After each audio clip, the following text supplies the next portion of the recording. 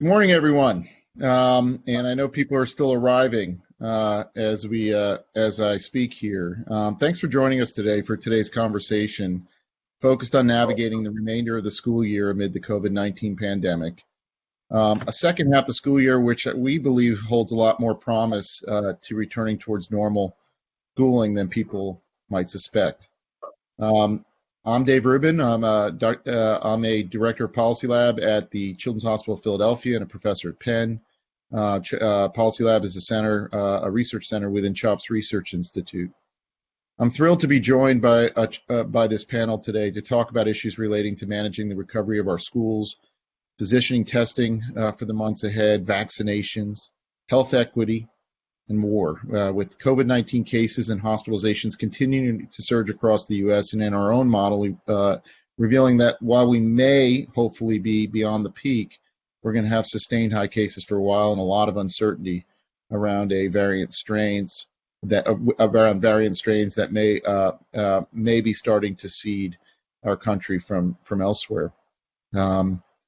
Understandably, we have a lot of folks, teachers, school staff, families, apprehensive and concerned about where we are right now, and delays certainly in vaccination as we try to build up a stronger inventory. And the question really is how we are going to navigate back to in-person instruction where that is available and push on, get more kids back into the classroom. But as school testing protocols become more widely available and public health departments and schools prepare for teachers and staff to get the vaccine, we now have more tools in our toolbox alongside the multi-layered safety plans that schools developed back in the fall to get as many students as safely possible back into the classroom this school year. However, doing so is going to require building trust among teachers, families, school administrators, and addressing the concerns of families and communities disproportionately impacted by the pandemic. Here at Policy Lab, we developed and have been maintaining school reopening guidance since this summer to provide the latest evidence and continued support to local jurisdictions and school administrators as they negotiate the dynamic challenges of this pandemic and plan for the future. This document offers guidance for school operations during the pandemic, suggested incremental strategies for reopening schools, foundational components of safety school plans, recommended interventions for K-12 schools, and more. You can find it at policylab.chop.edu. And we're mindful that we have changed our guidance through the year as new evidence has developed around the safety of school plans, as we've observed other districts like the Rhode Island schools that you're about to hear about today push further on towards normalization of school operations. And we anticipate continuing to update our guidance as new information becomes available. Today's conversation will be grounded in some of the concepts put forward in the guidance, as well as a reference a new testing program, Project ACIT, where our teams at CHOP and within Policy Lab are now helping to get off the ground in southeastern Pennsylvania stronger assurance testing programs that can add another layer of safety as schools push towards normal in-school learning.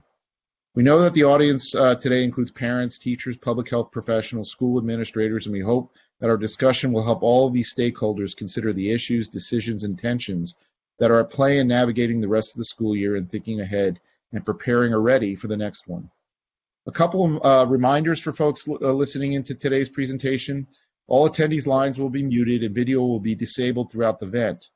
We will begin by asking each panelist a question to get their expertise on numerous issues, and then we'll quickly turn into a moderated Q&A. If you'd like to submit a question, you can do so at any time during the event using the Q&A feature located on the right side of the platform. I'll be monitoring the questions with our team, including Dr. Meredith Matone, our scientific director, Lauren Walians, our director of strategic operations and communications, will be helping to facilitate as well. Before we dive in, I'd like to introduce our terrific panel. First up, we have Barbara Bunge.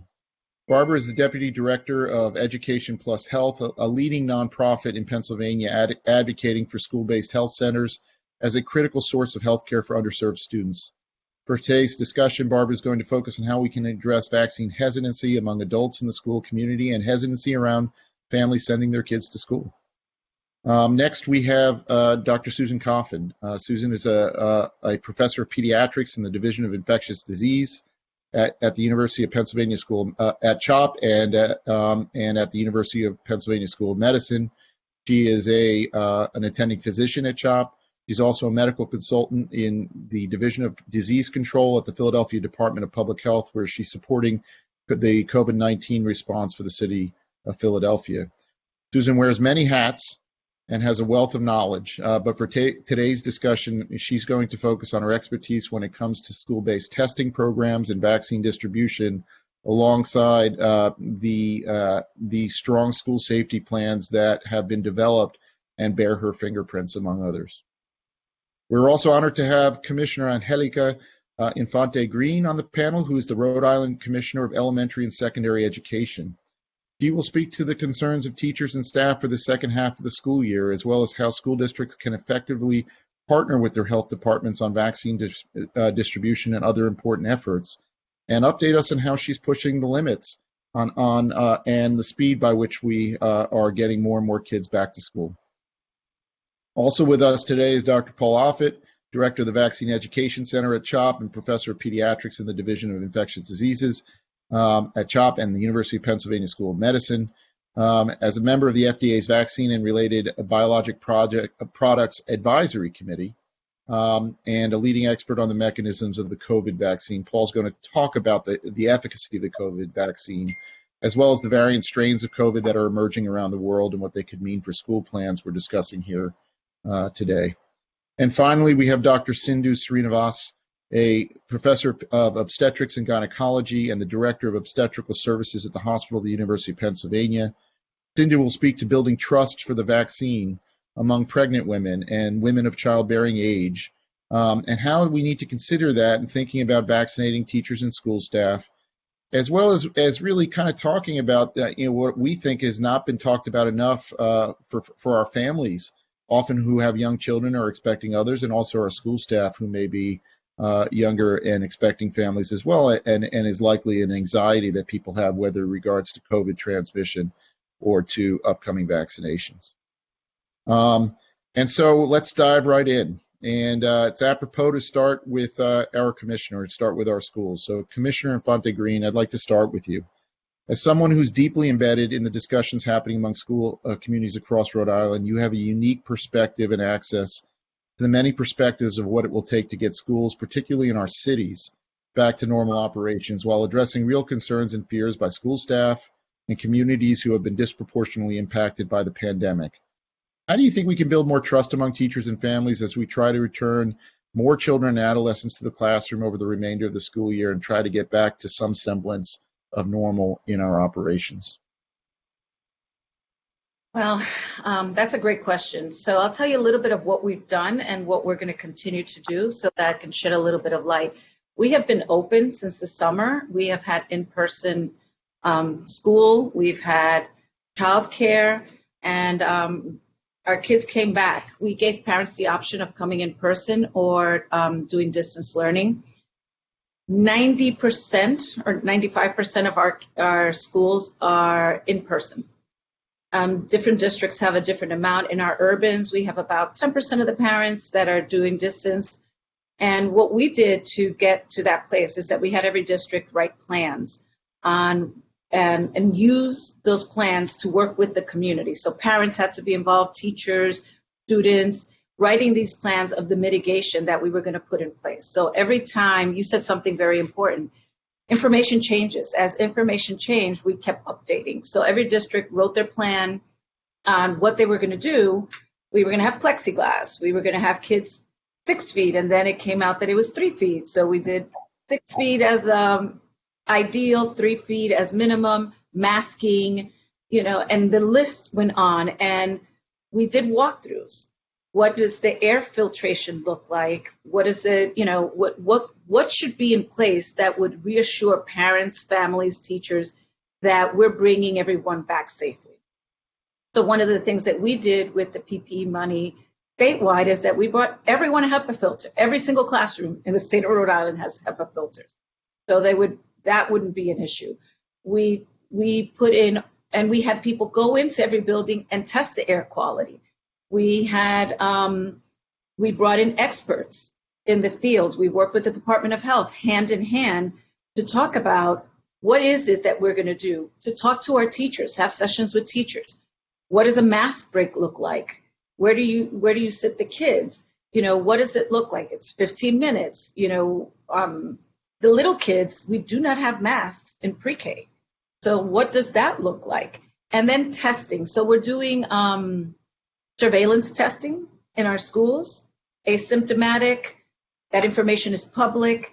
We also make it very public who's tested positive in terms of adults in the building, students. And what we have seen that I think is really important, because it's not just in Rhode Island, is that the students that have been in distance learning, which is a small percentage here, have tested, the percentage of them testing positive has been higher than in the school system, than in person.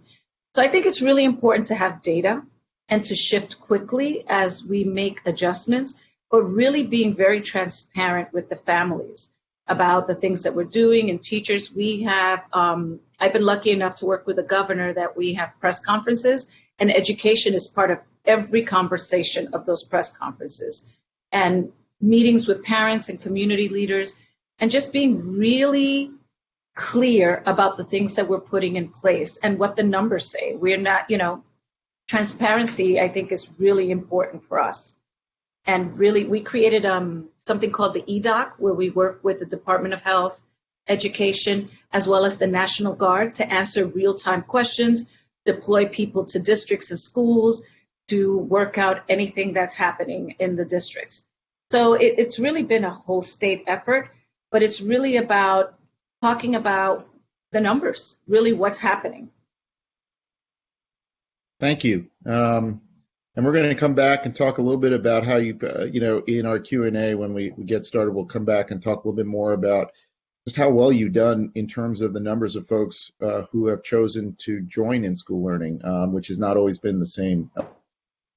For now, let's turn to Paul Offit.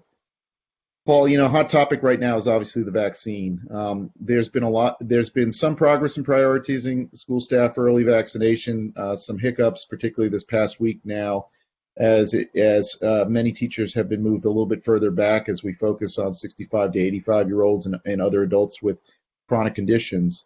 And then there's just a lot of hesitancy out there because it's a new vaccine. I thought we should really start with you giving a primer for everyone on what we know about the vaccine, how safe it is, and how you yourself might address vaccine hesitancy concerns among our school staff out there.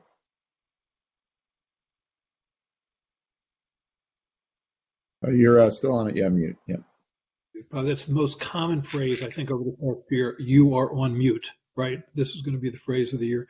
So in any case, this bat coronavirus made its debut in the human population in November 2019. 2 months later, in January 2020, we isolated the virus, we sequenced the virus, which then enabled us to make a series of vaccines. And 11 months later, by November of 2020, we had in hand 2 vaccines, both of which were subjected to large prospective controlled trials, where either tens of thousands of people either got the vaccine or they didn't. In the case of Moderna's vaccine, it was 30,000 people, Pfizer's 44,000 people, and the strategy that was used was something called messenger RNA. So we all have messenger RNA in every cell in our bodies, and the messenger RNA instructs our cells to make specific proteins. In this case, the protein that you're making is the coronavirus spike protein. So when you're injected with this vaccine, you make the spike protein, then you make antibodies to the spike protein. The spike protein, which emanates from the surface virus and gives it its crown-like appearance, hence corona, if you can make antibodies to that protein, then you can prevent the virus from binding to cells, or said another way, you can prevent the virus from infecting you. I think it's understandable with the speed of this and with the language that surrounded this, phrases like warp speed, race for a vaccine, who's the first to cross a finish line, would cause people to be question whether or not this is a vaccine they would want to get. And frankly, the fact that it's a messenger RNA vaccine, which is a strategy which we have not used for any commercial vaccine before, also gives people pause. That's fair. I think you should be skeptical of anything you put into your body. But in this case, you have 2 large trials, 30,000 and 44,000 big, that are the size of any pediatric vaccine trial. When serious side effects do occur with the vaccine, and there certainly are serious side effects that have occurred with vaccines, typically they are found within 6 weeks of any dose. So the FDA here then said that we want to have at least 2 months of safety data after the second dose of these vaccines. So we have that and found, at least in these pre-approval studies, no evidence for a serious, at least relatively uncommon adverse event. But as Maurice Hilleman, who I think is the father of modern vaccines, said, quote, "I never breathe a sigh of relief until the first 3 million doses are out there." Well, the first 3 million doses are out there. We have actually, I think, more than 15 million doses actually that are out there now. And at least at present, we don't have any evidence for a relatively rare serious side effect. So I think we have a vaccine that right now is 95% effective, which is remarkable. It's effective not only against all manner of disease, mild, moderate, or severe. It's effective against serious disease. It's virtually 100% effective at keeping you out of the hospital and keeping you from dying. It's effective for a variety of comorbidities. It's effective, very effective in people over 65 years of age, which is not true of all vaccines. So it's highly effective. I think we can say that from a safety standpoint, for as best we know, it appears to be remarkably safe. So I think that although it is reasonable for people to have questions about whether or not they should receive this vaccine, I'm assuming that people can be convinced by logic and reason and data, then I think we can convince people to get this vaccine. I think there's a small percentage of people, and I'll conclude with this, who basically are, I would say, anti-vaccine folks, or said another way, conspiracy theorists. They believe that pharmaceutical companies are lying to them, that the pharmaceutical companies control the government, control the medical establishment, and they are generally unconvincible. As Neil deGrasse Tyson says, if somebody reaches a conclusion without using logic or reason is not going to talk them out of it.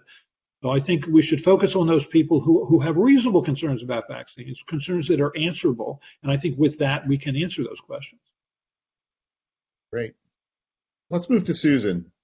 I think that there was a fair amount of disappointment, I know, in our own region, as it looked like teachers were moved a little bit further back on the vaccination line. And we recognize that supply and the necessary inventory will remain a challenge. And even in the best case scenario, vaccination of teachers and school staff is likely to extend well into the spring with 2 doses, given how many other groups like seniors and police departments are also on the priority list. But we have safety plans, and now we have, in some ways, an unrecognized, potentially really strong tool to increase safety within the school buildings around testing. Can you talk a little bit about those school plans, and particularly how we're thinking about testing, Susan, and how you might think about that as a really strong tool in the toolbox right now? Sure. No, I appreciate the linkage to vaccines and acknowledge it is a real disappointment, both from the safety standpoint, but also about what our society's expression about teachers, their critical importance at this very moment are. Although I am not personally a teacher, I'm really not pleased with that decision. However, we knew that even if teachers were at the very front of the line, it was going to take a long time to vaccinate all of our teachers. And so we knew that this spring would be marked by having schools have to continue what we've actually been proving. And I think Commissioner Avante Green gives us a really potent example, can work for in-person learning. And there may be a little magic in Rhode Island, but I think we can replicate it in a lot of other places. Things like masking and distancing and hand cleaning and good screening of people for illness really do work to keep down low levels of virus. What I think that Dr. Rubin was referring to is what else could we do? And this is where I think things get interesting, because all of a sudden in the past, 6 to 8 weeks, we have another tool in addition to vaccine, and that's testing and rapid testing that can be used actually in school and generate an answer that can lead to a smart decision about what needs to happen next within 15 minutes. And in the context of a community enterprise as important as schools, this is incredibly powerful to me. It means that if a little boy in second grade comes to school full of vim and vigor, ready to go, and then in the middle of the day, slumps over, puts his head on his desk and just can't, the teacher can't re-engage them because they clearly feel lousy. You can find out in 15 minutes, does that little boy actually have a generic common cold, or does that little boy have coronavirus? And for any of us who are in the role of a parent or of a school staff, we're beginning to understand how important it is to get that answer quickly to make the right decision. Because if the little boy does have coronavirus, we really do want to engage public health quickly. We want to assess that classroom, see if a response like quarantining a group of kids and or staff is important. And we want to make that decision quickly, and we want it to be the right decision. On the flip side, we don't want to stir up a lot of anxiety and inappropriately trigger a massive response if the little boy had a bad sandwich at lunch or, is in fact just having the common cold. And so the reassurance of knowing that a test can give you an answer that you can trust and act on in the middle of the day when someone unexpectedly gets some symptoms of illness, particularly in the middle of the winter and spring viral season, I think is incredibly powerful. A second way, and I think we heard that Rhode Island is doing a bit of this, the second way to use the test is to monitor and look at a population of people who are coming together on a regular basis, spending more time, typically indoors, and being together for much greater pieces of time than any of us have done for the past 10 months. It probably feels quite unnatural for many people to walk into a classroom and sit down and know you're going to be there for 6 hours. When have we gone into a room before?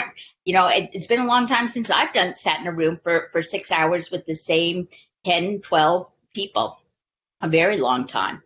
And so I think we need to acknowledge that that's an uncomfortable feeling. And even though our safety plans work really well, we do have to realize that there is some very real concern and a small amount of risk probably being introduced by the fact that there are people who have asymptomatic infection. So our ability to use tests to identify those people on a regular basis through weekly testing, let's say, of asymptomatic people provides a second layer of protection to all of the pre-existing safety plans. And so I think together, using testing to figure out who's got coronavirus amongst people with symptoms and usher them to the door and get them the care they need, and to pick out those individuals with asymptomatic infection and have them not participate until they're no longer infectious, have some real additive value at this point in time to school safety plans.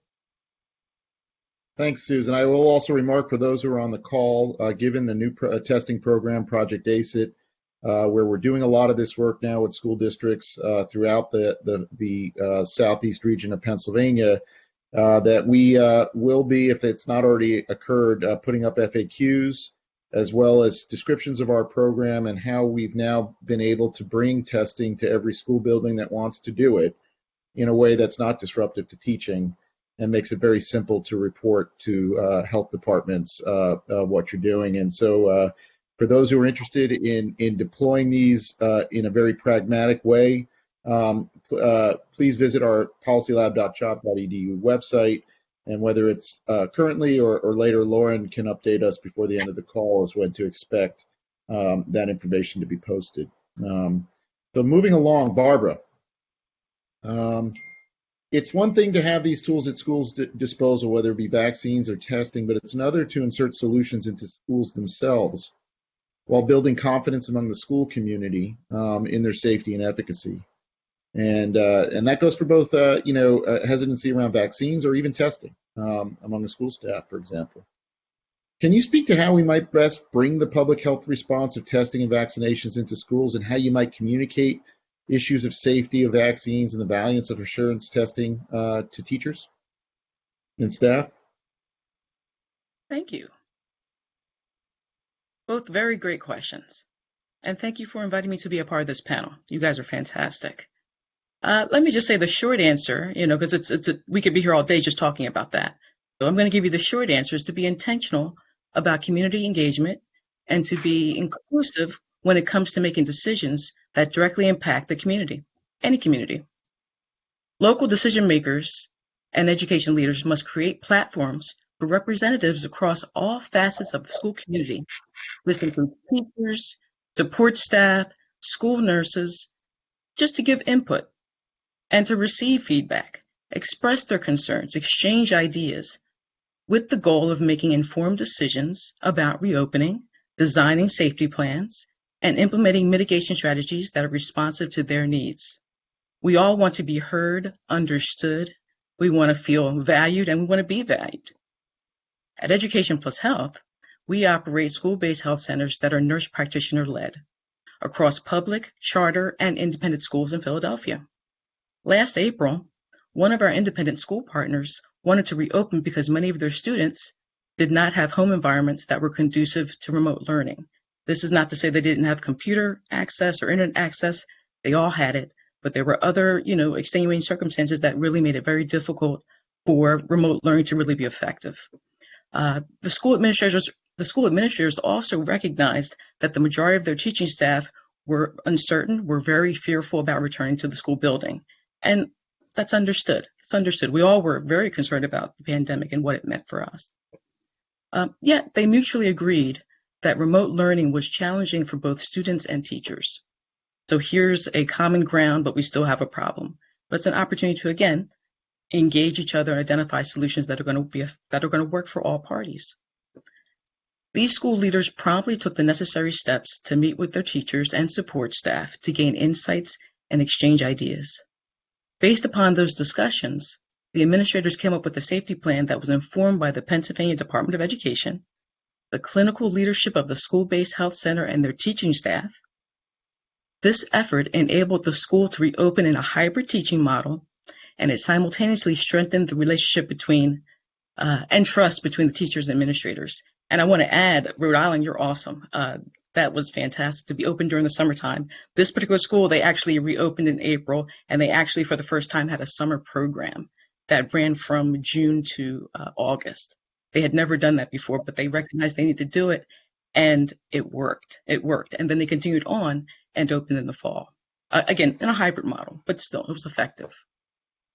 With regard to communicating about safety of vaccines and the value of assurance testing to teachers and other school staff, it is essential to meet people where they're at. Again, it's all about intention and inclusive community engagement.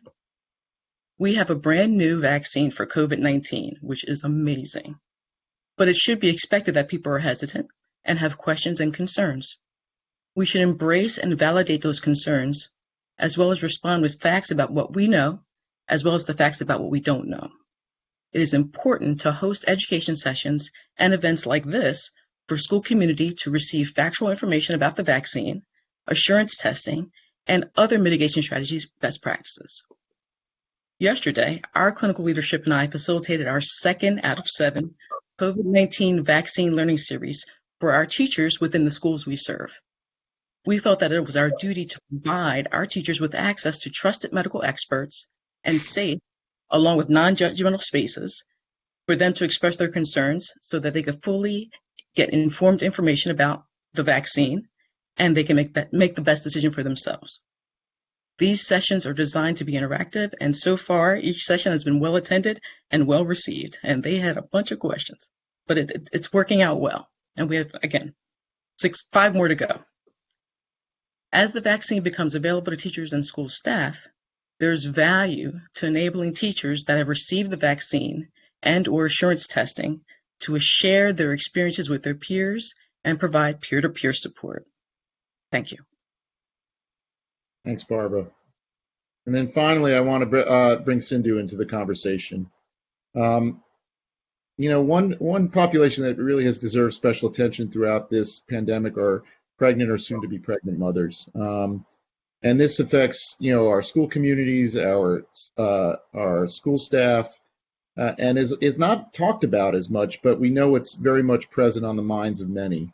With respect to our schools, the effects of COVID on pregnancy, as well as the safety of vaccines for pregnant or breastfeeding mothers, have been infrequently discussed in the public arena, but are likely extremely important, like I said, for our school communities. What do we know and not yet know about the impacts of COVID-19 and the vaccine on pregnant women and newborns? Thanks, Dave. And again, thanks for having me on this panel as well with all these wonderful colleagues. You're, I think, totally right. I think what we get asked a lot and what a lot of people really want to know is when it's my turn to get the vaccine or when I get offered the vaccine, is it safe to get it if I'm thinking about getting pregnant, am currently pregnant, or are lactating?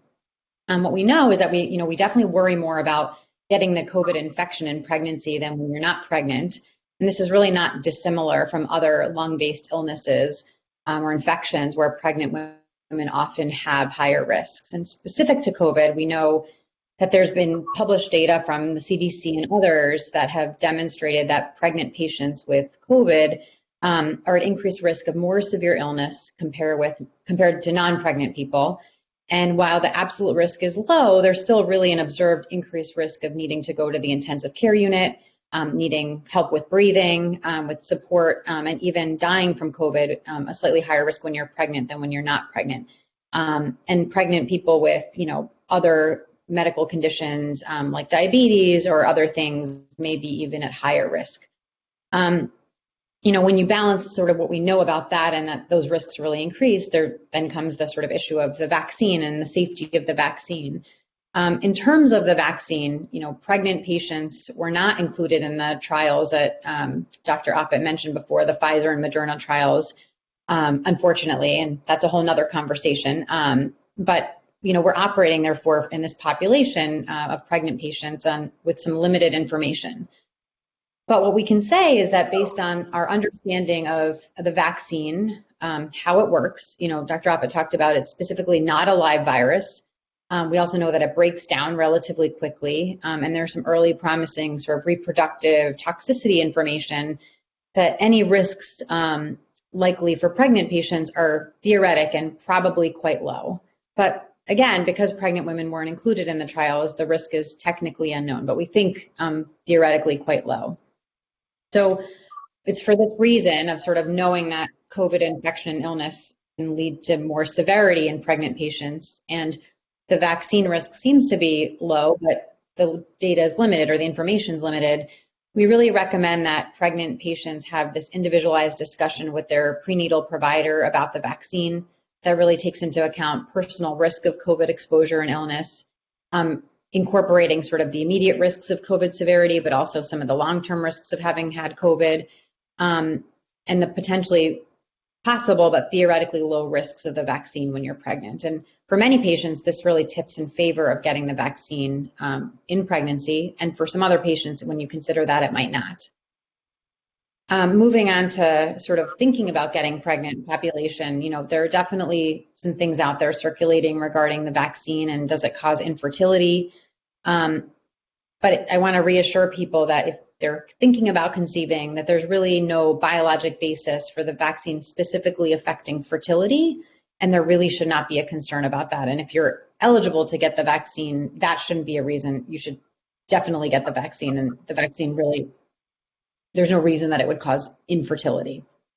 And finally, for lactating patients, that's another group that, we know that the efficacy of the vaccine that Dr. Offit mentioned is obviously should be similar in all sort of adult populations as they were included in the trials. And even though lactating people in particular were not included in the trials, it should be just as effective for them. And sort of on the flip side, there's really no concern of harm to a baby who's breastfeeding and where the mother gets the vaccine. So lactating women should absolutely also be not hesitate to get vaccinated.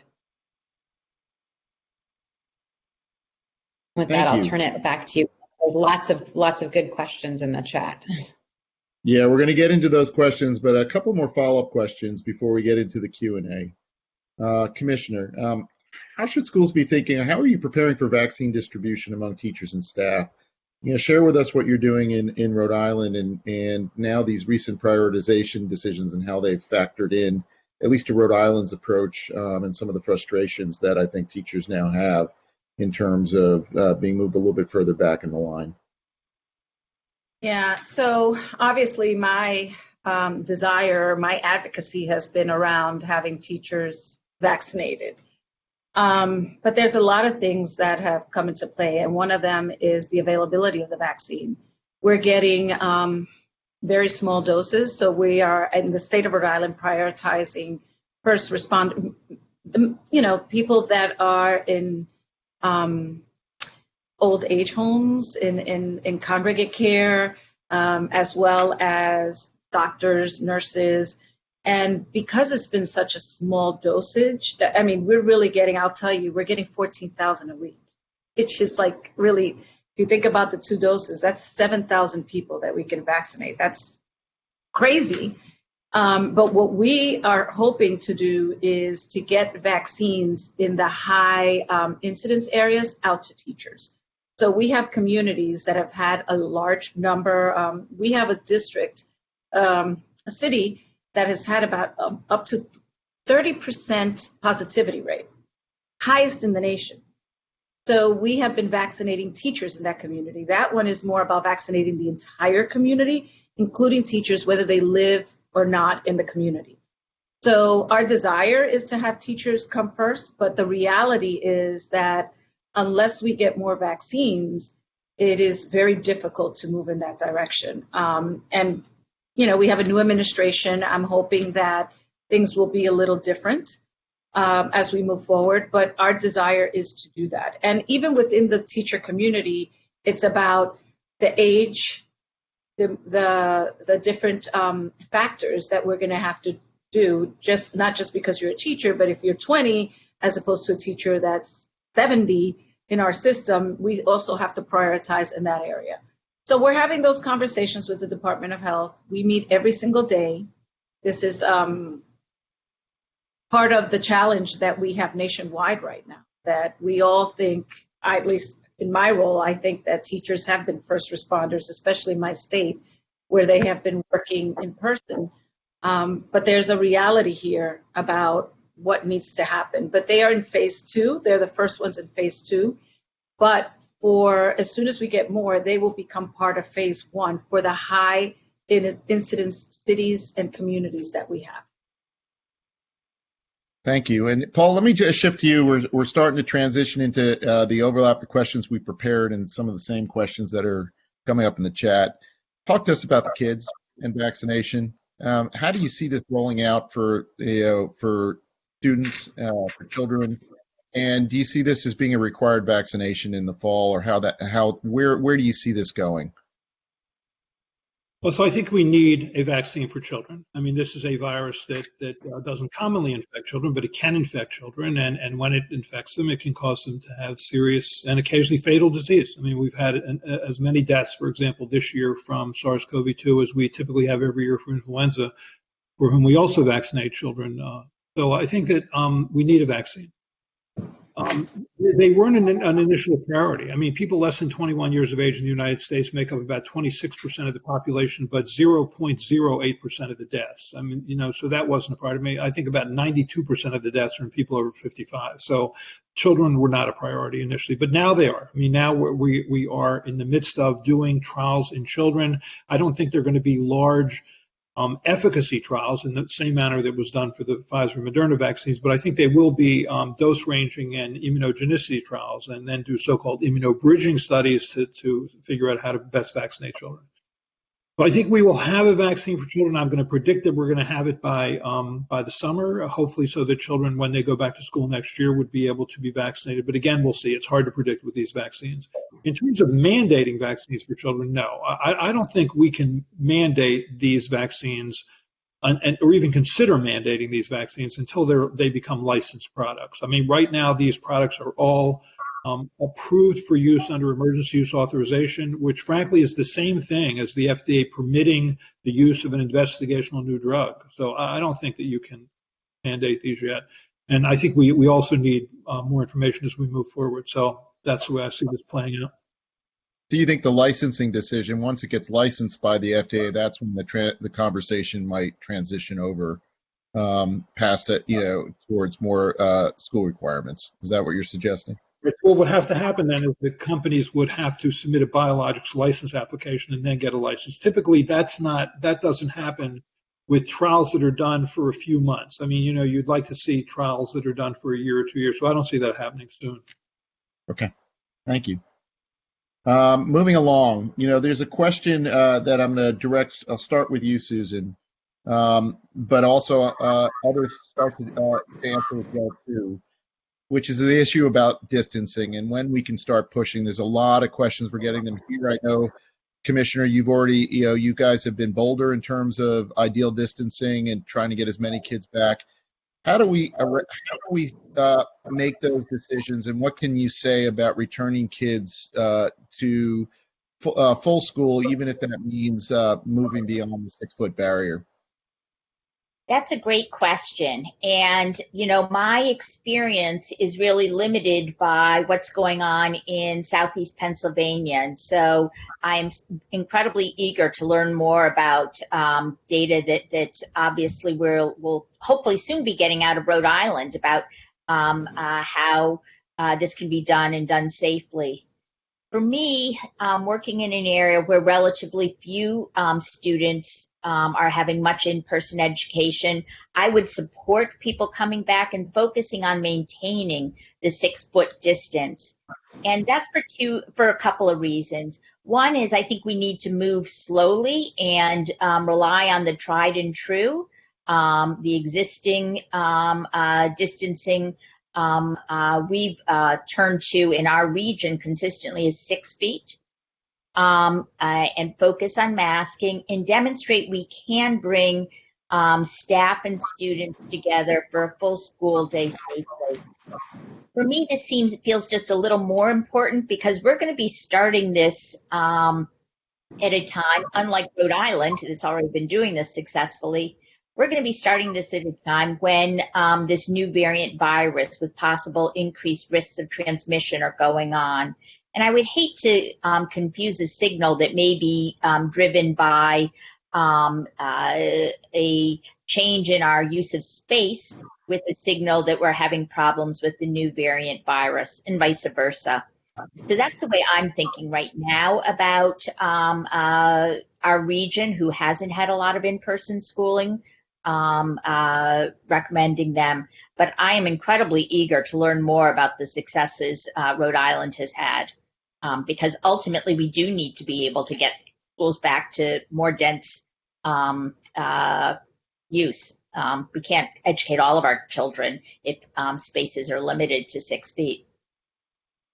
Commissioner, how did you've all taken more chances in that area, and you started to touch upon this in your discussion, but to talk to us about sort of how you're that return to normalization and how that's affected quarantine decisions in the schools, how that, what's your thoughts about the relaxation of distancing so that we can get back away from hybrid to full in-school plans? Well, I think you have to think of it as a layered approach, right? So you have 6 feet, but now you're wearing masks, right? So 6 feet with mask, so you can do 3 feet if you have masks. So it's about all the different mitigations. Do you have adequate air filtration, right? That's another layer. So if you don't have adequate air filtration, then you must maintain the 6 feet. But if you have the air filtration, if you're doing the masking, if you're not sharing all the equipment, if the kids have their adequate space. So all those things are layer upon layer upon layer. I think it's about mitigation, right? And I think that's the piece that is really important as you think about coming back, is what are all those things that you can do? And how do you have a mask break? There's a mask break area. So you can have a mask break if you're going to do silent reading. Everybody can take their, that they're not, the particles are not moving. So there are a lot of things that you can do. And I think at the end of the day, we brought in health experts to help us come up with all the mitigation. And we included teachers and had them ask the questions, because there's a lot of things that at first we didn't think of, right? So what does that look like? Some people have plexiglass. So now you have plexiglass in front of the desk, you have a mask, Some teachers also use a microphone. So we also bought microphones because, sometimes with the mask, it sounds muffled. That is above, that has this system on the ceiling where all the kids can hear clearly. And so there's so many different mitigation steps that you can take that will create a little bit of ease. People are always going to still feel nervous and uncomfortable, but there are tons of things that we can do that create an even safer space than when you are at home or where you are in different pods. Do you maintain the pods? So the teacher is with these kids all the time. So this is the pod. How do it's hard for early childhood teachers because you want to grab the kids, you want to hold the kids. And one of the things that we learned is that you can still do that as long as they're not breathing on you. Their head could be here. So there are just so many things that we have learned because it all changes, right? And there are many steps that you can put in place. But I think the best way to do it is have the teachers, the practitioners, actually ask the questions. And we did a lot of piloting because I saw there about the binacs. I'll give you a very quick example and I'll stop talking. I have a 13-year-old who yesterday had a headache. And they called me and they said, can we administer the binacs to him? I said, sure. I still had to pick him up. He's back in school today. And then we learned he made up the headache because it was during math, right? And then he said, no longer can you make up these illnesses because you're going to get tested, you're going to be isolated. We have an isolation room in every school. So a whole set of things kicked in that he was not expecting. But those are this is where we are, right? But those things happen very quickly. I got a text. Can we test him? We got the response. He was put into an isolation room. He was with the nurse. I forgot to mention, we did vaccinate all our school nurses. That was front and center. That was number one.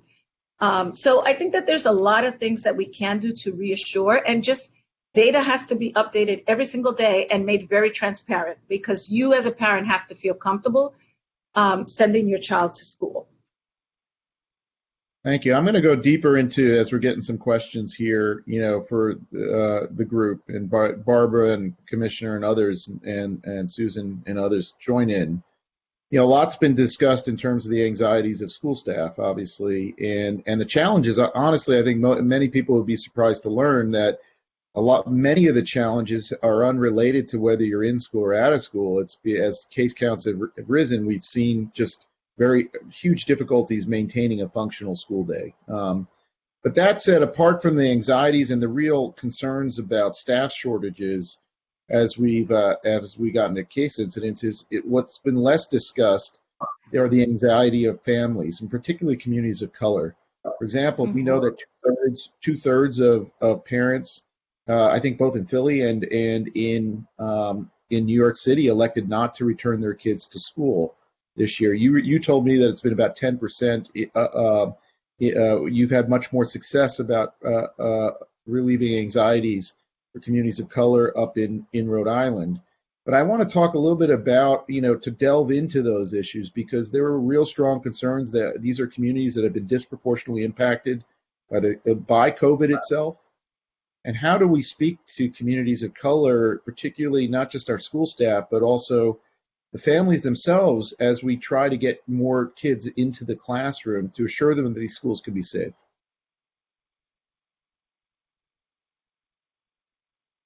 So I'll start off.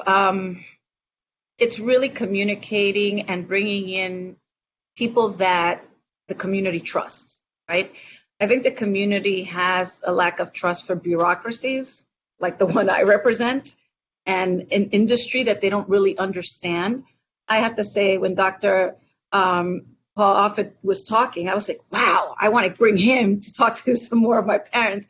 But it's also a constant cadence of talking. You can't say it's one and done. And bringing the people that people listen to, right? Like, who are those people? And being honest about what's happened in the past. The communities of color do not trust the medical community because there have been tests performed on the community of colors. That's real.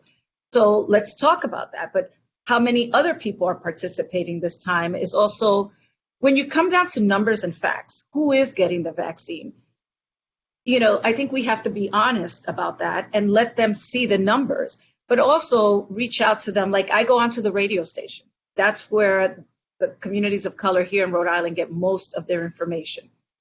Also having faith-based community leaders talk to them, have them get the vaccine. If this is a real concern, have them get the vaccine in a very public manner, if they're willing Preach, to do my that. sister, preach. Yeah, well, no, but it is, you know, we keep expecting communities to come to us. We have to go to the communities and we have to show them that we're committed in a very different way, very different, to be able to change what we've done in the past. Other thoughts? Yes, yes. Thank you. Thank you. Thank you. That was spot on.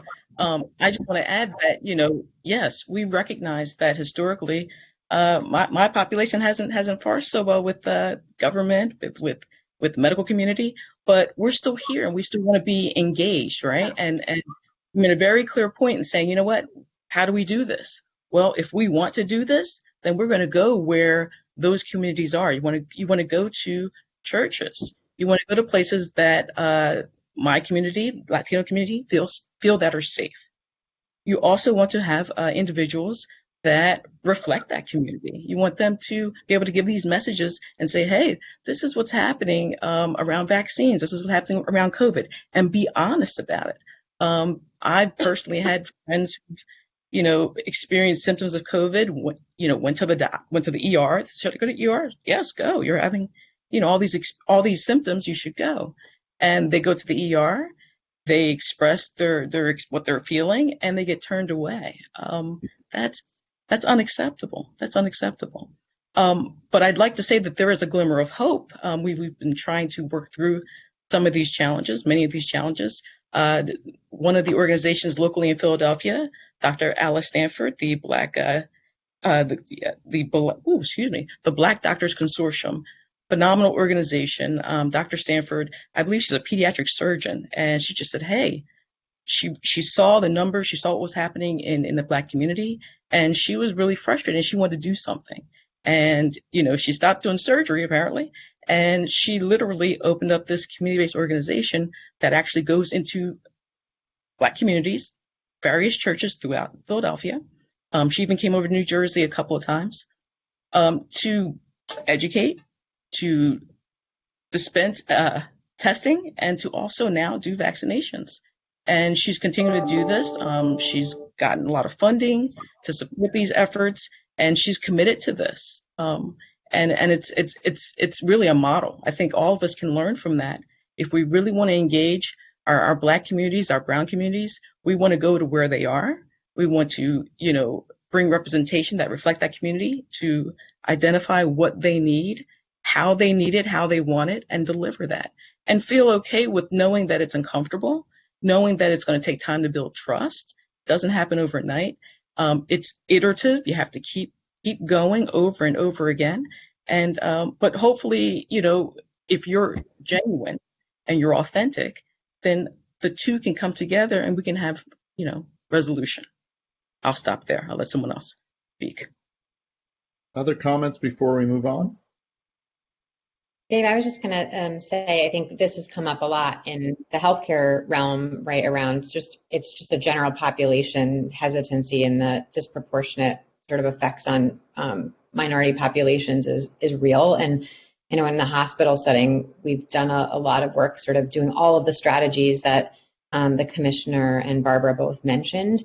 But I think what's also in addition has helped is trusted, even physicians or other members of the community actually also not just sharing that they got vaccinated, but also sharing their own hesitancy. I think it's been really powerful for lots of colleagues in the hospital, across the hospital. We've been doing these very small huddles of like 8 and 10 people, so people feel safe asking questions in a way that they wouldn't necessarily ask in sort of a big auditorium or a big virtual setting. But it's been helpful for them to hear other people say, I was hesitant too, and this is sort of the way that I thought about it or thought through it for myself, and just being honest about kind of the history in this country, and kind of this hesitancy is incredibly well founded. I think obviously public messaging campaigns are also really important. And for those who haven't seen it, the Sleeves Up campaign in New Orleans. Google it. It's a terrific way of pulling together a community around not only safety but things of importance to them, and how some of these interventions are a way to returning to traditions safely. In this case, Mardi Gras and all the traditions down in New Orleans. So let's turn to daycare and early education, pre-K, those types of things. And Cindy, since we have you and others on the list, I mean, very unique settings. We don't talk about early childhood enough. Very, very high risk, obviously, with a lot of infants. You've got certainly a higher proportion of expecting families among that population. I'm sure that you probably have had folks coming in newly pregnant or expecting mothers whose children are in daycare. It's so foundational to work and everything that we do. How do you guide, for our panelists, how do you guide families with younger children around sending their kids to daycare and safety and work and all the challenges of just trying to maintain normal in their own lives? Yeah, it's a really good question, and I think it does come up a lot. This pandemic has brought up a lot of questions for families, and people have had to make really real decisions for themselves about their ability to work at home with young children and all sorts of things to try to figure out how to get themselves into a sort of a functional, sustainable model for their family.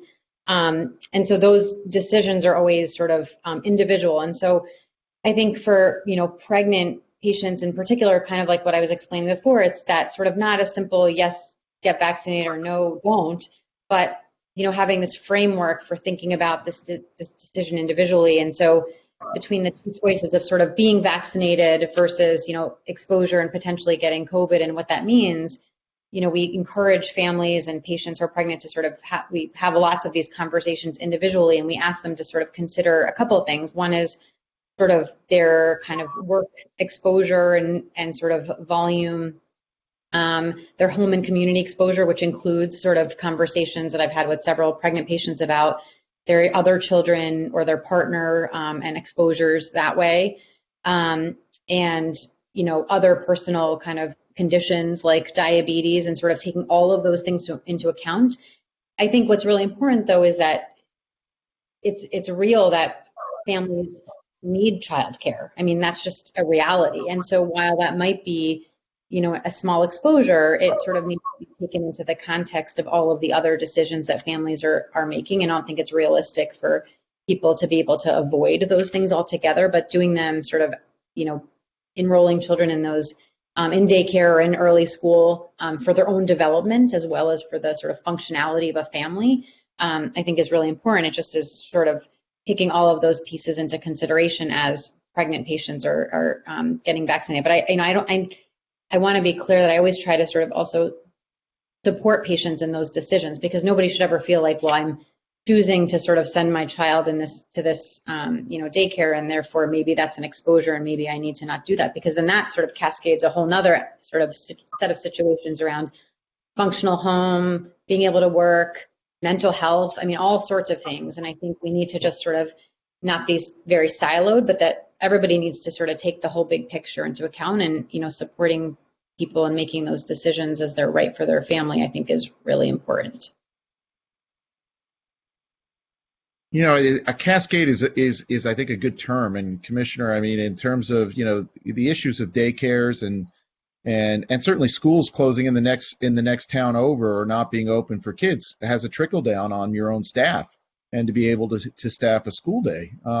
How have you thought about sort of the sort of relationship between early childhood programs and your schools, and how to maintain that lattice in a way that supports our staff and making sure we can have functional school days? I mean, it's not just getting them to school, it's having functional school days, right?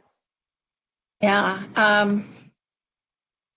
Yeah, functional is a good word because everybody keeps saying normal. I don't think it's ever, that's not what we're looking for at this point. So we brought back early childhood in the summer because as we were planning to reopen schools, we also understood that we had this dynamic that people still had to go to work, right? There's first responders. And when I talk about first responders, I'm also talking about people that work in supermarkets. We're calling them our first responders too. You know, these are people that are in the front line. These are people that don't have the luxury of working from home. So we had to think very quickly, and we have a document on how to open up early childhood during a pandemic. And we were given the distinction of using it as a model for the nation, because we did open it up. There are no masks in early childhood. You just can't do that. You can't ask little kids to do that. But then how do you really maintain a pod, right? And now that we have testing, how do you maintain a safe pod? And it's also about, you know, how do the parents understand what has to happen before coming to school?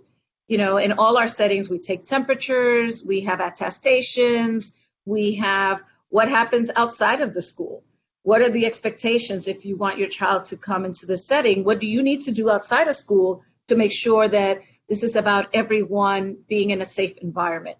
You know, and how do you wash the dolls, the toys? All those things need to happen prior to coming in every day, after every session, not sharing the things that we normally shared.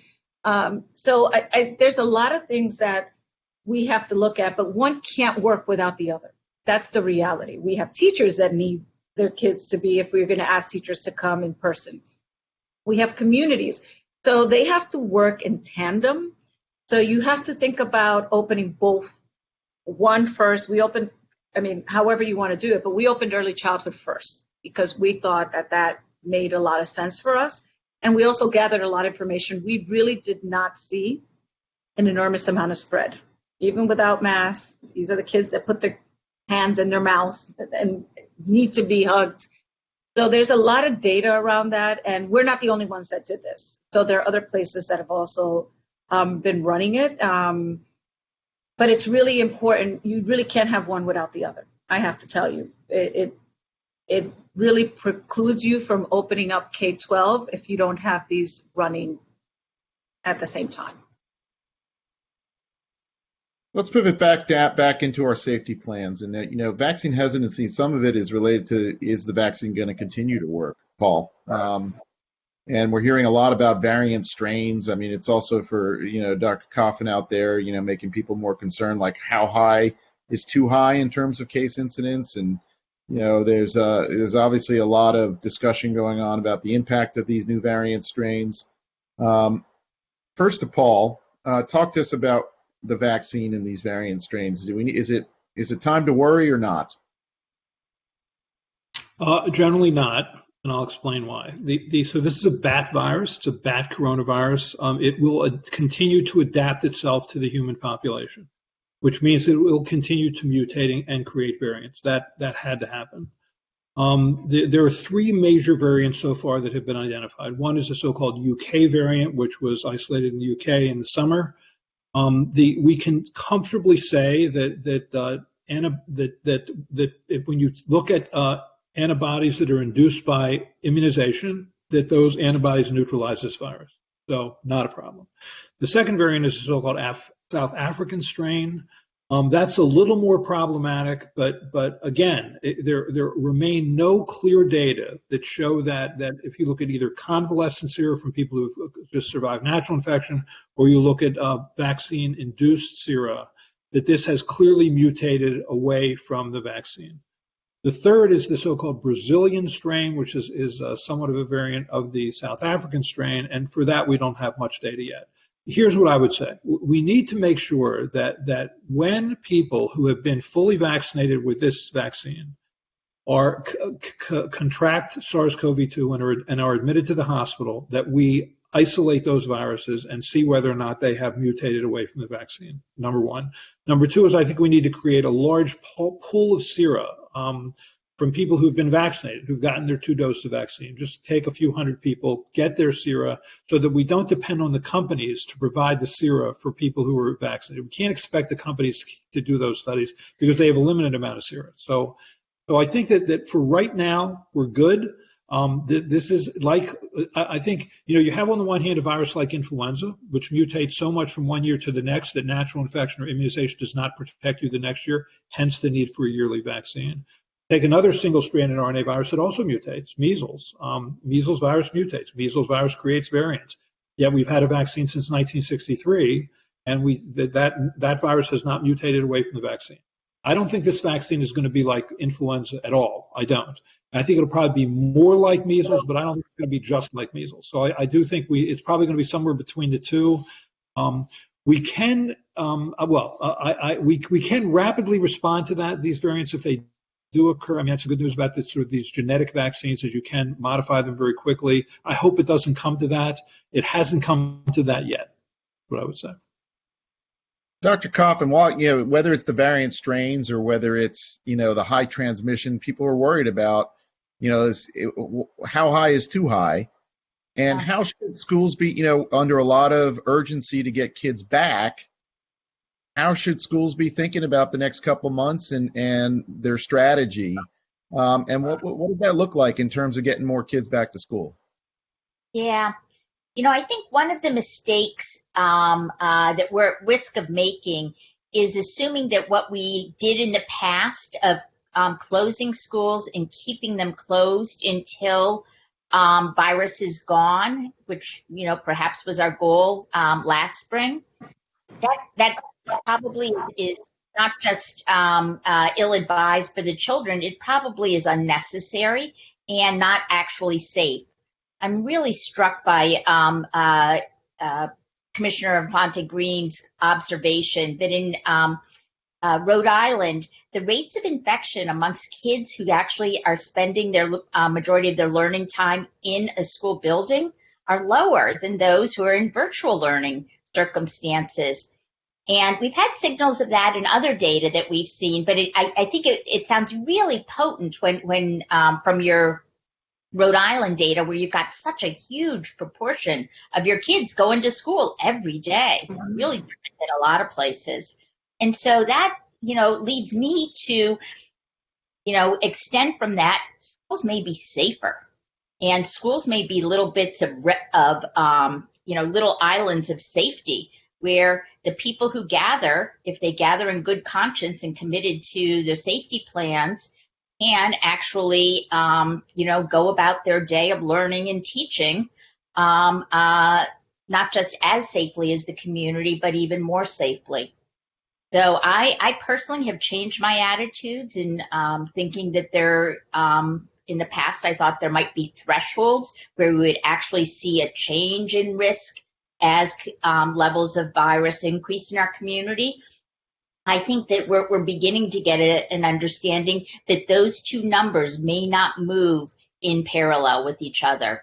A lot more data is needed to actually confirm that, but I no longer think keeping schools closed, if they have a strong safety plan, if they've got strong leaders and strong guidance, is needed.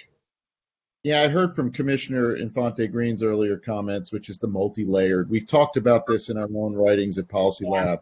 You have a it's like a Swiss cheese model, I think we've described it, of public health, where you have multiple layers of mitigation. Some are stronger than others. Some may yield on the 6 feet, but add a layer of testing, right? Which is now a new tool. And certainly vaccines isn't even another tool, right? And the more layers you add and you strengthen other layers when you need to forgive on some other layers, which may be 6 to 3 feet or et cetera, they come with trade-offs. I mean, we live in a world of risk, but we've actually provided, I think, through our tracing much safer environments through these multiple layers than people suspected in the fall. And in many ways, we've been moved away from the absolutism of thresholds and more to what our eyes and what our information is providing to us. And assurance testing is probably another layer. And a follow-up question to that, Susan, people wanted to ask about the performance of these tests. They wanted you to go a little bit further, like, Sure. convince us that those antigen tests can be a good. What are we trying to do with them if they're not perfect? These tests. Right. I think, one of the things that is important to remember is that we have created in our mind the notion that the PCR test is a perfect test. And in some ways it is. It's perfect at detecting the most minute shreds of virus that may be present in nasal secretions. And it's so perfect at it that it can detect it up to 3 or more months after the virus is long gone. From my standpoint, when I put on a public health hat, when I think about my community and trying to get my community to function and function safely, I don't want a test that can tell me if somebody had a virus 3 months ago. I want a test that can tell me whether or not somebody is infectious at this moment and is going to pose a risk to anybody in their household or anybody they come in contact with their community. So the test I want has to be a test that can differentiate people who have infectious virus from people who don't have infectious virus, not people who have shreds of virus from people who don't have shreds of virus. And so if you have that as your goal, differentiating infectious people from non-infectious people, I like the use of these antigen tests a lot. There was a terrific new study done from a community-based study in Arizona that asked the question, how well do these tests perform when we test people with new symptoms? And the answer was excellently, if what we're trying to do is find those people who have infectious virus. Over 90% of the time, they're accurate. And similarly, the test performs really well in community settings when we're trying to figure out who's safe from having no infectious virus. Over 85% of the people who test negative who are asymptomatic and test negative with this test are truly not going to have infectious virus. And so for me, this represents a really potent tool for schools and other essential community settings where we do need to bring people together to work and interact for extended periods of time. And so, especially with this newest publication, I'm growing in my enthusiasm for the role in reopening and supporting expanding community activities again. It's a quick follow-up question before I'm going to pose a case study for the 5 of you. All right. But the quick follow-up question is: if you put testing in schools, is that going to potentially incentivize parents to send sick children? Because I have some concern that it might actually draw sick, because you don't have access to testing in the community. Well, it's interesting. I see Commissioner Fontaine-Green shake your head. You clearly got this problem solved in Rhode Island. I want to hear about it. No, we don't have it solved. I don't want anyone to think that. What Rhode Island's doing anyway.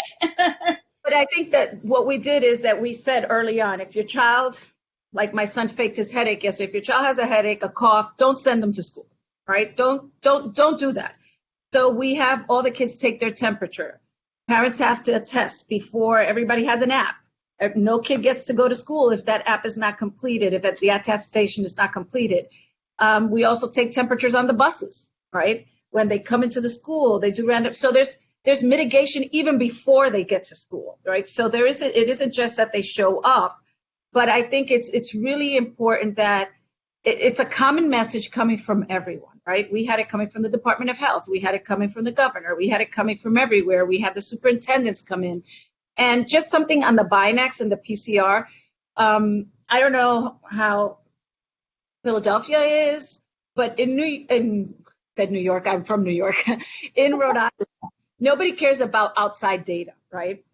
So we did piloting in our own schools, right? So what we did is that we did the Binax and the PCR. We administered both to all kids to see what the data looked like.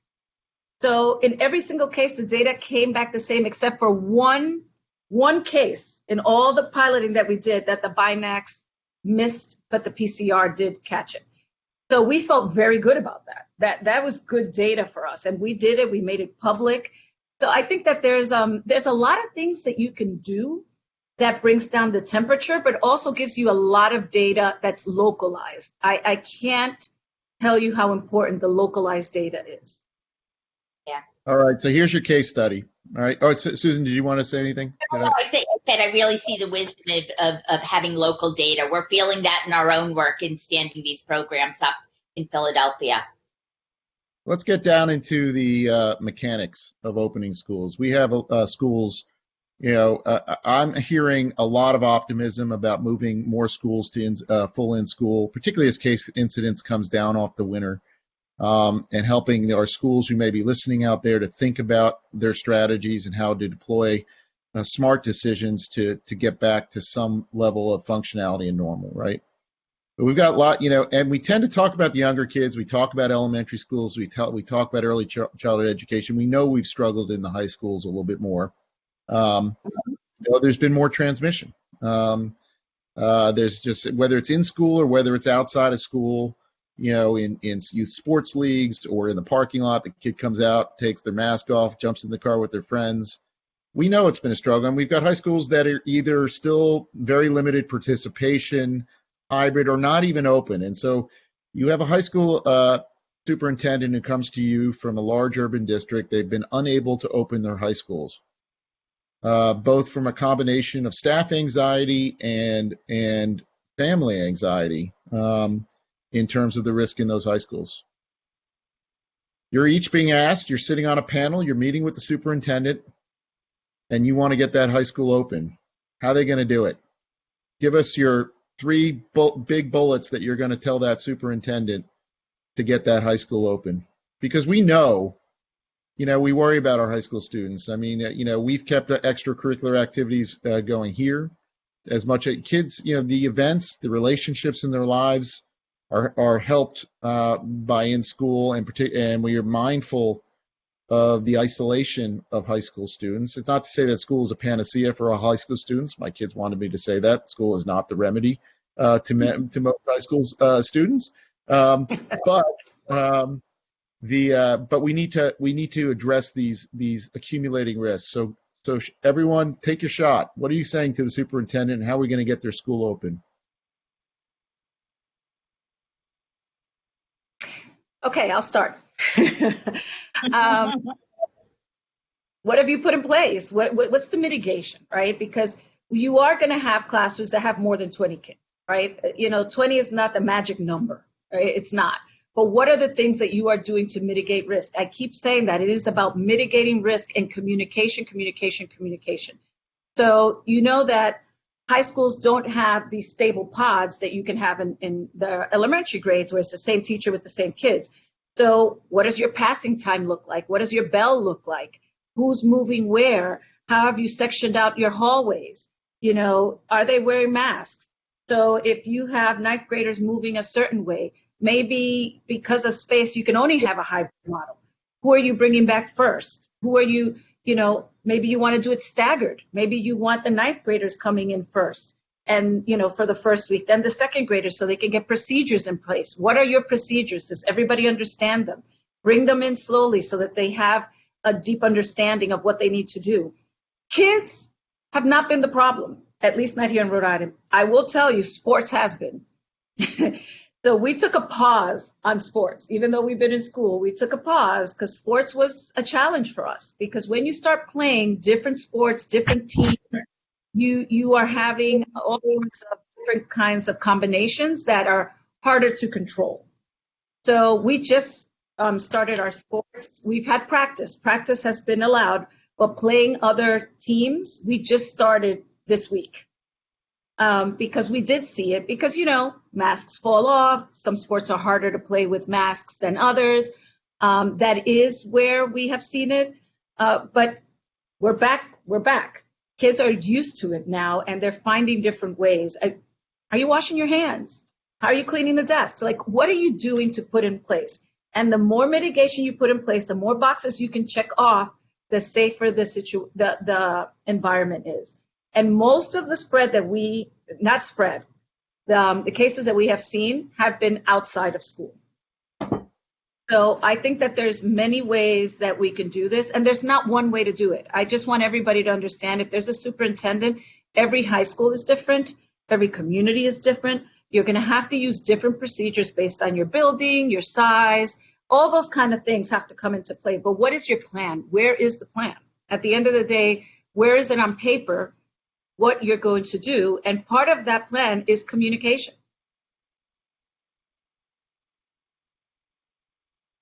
Who's next? Thank you, Commissioner. Who's next? Who wants to go next? I'm going to go next. Ahead. I would have them talk to Angelica. That would be my. Good job. I think that would be my recommendation too. I heard that. to talk to me? I do want to add that everything she said takes resources and dollars and money. And so if you don't have the right amount of resources, of funding, staffing, I would say that do all of those high schools have school nurse services, school nurses, health services? You're going to need all of that infrastructure to support bringing everybody back safely and ongoing. That's What all I about the got. families? What about the school community, the families? Because we're talking to the super, but the super responds to you and says, "I've got a lot of families. Okay, I'll open," but a lot of families are like they've been in those schools. They've had concerns going back that predate this pandemic about the safety of the schools. So we have 200-year-old schools. Like we have schools that are very old and that's why the air quality was a big deal. The cleaning is a big deal. Like who's doing the cleaning? We increased our custodial services. That's something. At the state level, we took a very hands-on approach with districts. We gave out PPE. Schools could not open if they didn't have nurses. And so that was really important for us. Like I said, we gave out the HEPA filters. We created something called the EDOC at the state level, which is the Education Operations Center, where it's staffed by my department, the Department of Health, and the National Guard. And we go out, we deploy, we help people make these decisions. We walk the school building with superintendents, with principals, with parents. Okay, this is what's here. And if not all parents want to come back with the ones you have. And then when they see that it's working, the other parents come in, right? So that's what happens. So I just think you have to put everything in so that you can return safely and start where you can. I'll jump in here. I really like what Angelica, you said about the putting in expert resources that are made available to very specific locales. Every school looks different. Every school has those couple of rooms in the basement that they just can't figure, can I use those safely? If not, then I really have to rejigger my schedule, whatever. So that's one thing I think is a really great idea, is having that kind of core consultant group that can go out, do in the moment troubleshooting and just assessments. The other thing that I think is really valuable is accepting it's not going to happen all at once, that it's going to and must be incremental. And it needs to be incremental, I think, both logistically and in terms of building confidence. You're doing, I think, a little series of demonstration projects that are constantly growing and say, yep, we got through week 1 with the 9th graders. Let's, go to the 11th graders and do some of the staggering, I think, actually, that could be fairly effective, where you've got some space between your grades and a little less bleeding between grades. So if there are any signals of something's going on, maybe they'll be contained within one population. You can begin to focus your whatever mitigation. And then prepare the whole world for there to be hiccups. There are going to be clusters and outbreaks. That's what this virus does. And get everybody used to it. That's not a fail. That's, what the virus does. We're trying to keep them small and infrequent and identified early. Dog agrees. Oh, right. Good. I feel well endorsed. All right. Sounds good. I was going to just add to engaging the community and the students. Like you're talking, as high school students are sort of good partners in this, in like accepting these mitigation strategies, following those strategies, and even giving some feedback around sort of things that they think could work or not work. And partnering, I feel like, with the students and the community is an important part of ensuring success. Lots of questions here about testing. How would you advise that superintendent about, okay, so I'm going to open my schools, Dr. Coffin. How am I going to do the testing? Well, I think really for high school students, there are a couple of things that stand apart from the earlier grades. One is that we know there are going to be situations like Angelica described her son, of where you really have to sort apart COVID illness from non-COVID illness, illness from non-illness. And having in-school testing to get a quick answer, I think, is really valuable, and I would put a big accent on that.